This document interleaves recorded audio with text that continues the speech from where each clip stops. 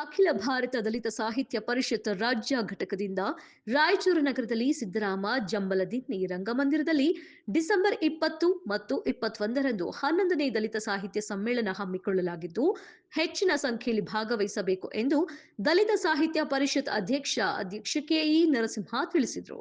ರಾಯಚೂರು ಜಿಲ್ಲೆಯ ಮಾನ್ವಿ ತಾಲೂಕು ಪಂಚಾಯಿತಿ ಅಧಿಕಾರಿ ಖಾಲಿದ್ ಅವರು ಪೋಸ್ಟರ್ ಬಿಡುಗಡೆ ಮಾಡಿದ್ದು, ಈ ಸಮ್ಮೇಳನದಲ್ಲಿ ನಾನಾ ಜಿಲ್ಲೆಗಳಿಂದ ದಲಿತ ಸಾಹಿತ್ಯ ಅಭಿಮಾನಿಗಳು ಭಾಗವಹಿಸಲಿದ್ದಾರೆ.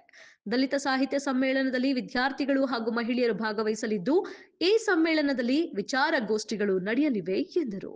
ದಲಿತ ಸಾಹಿತ್ಯ ಸಮ್ಮೇಳನ ಜನಸಾಮಾನ್ಯರಿಗೆ ತಲುಪಲಿ, ಪ್ರಚಾರ ಆಗಲಿ ಎನ್ನುವ ಒಂದು ಕಾರಣಕ್ಕಾಗಿ ಇಂದು ನಾವು ಕರಪತ್ರವನ್ನು ಬಿಡುಗಡೆ ಮಾಡಿದ್ದೇವೆ.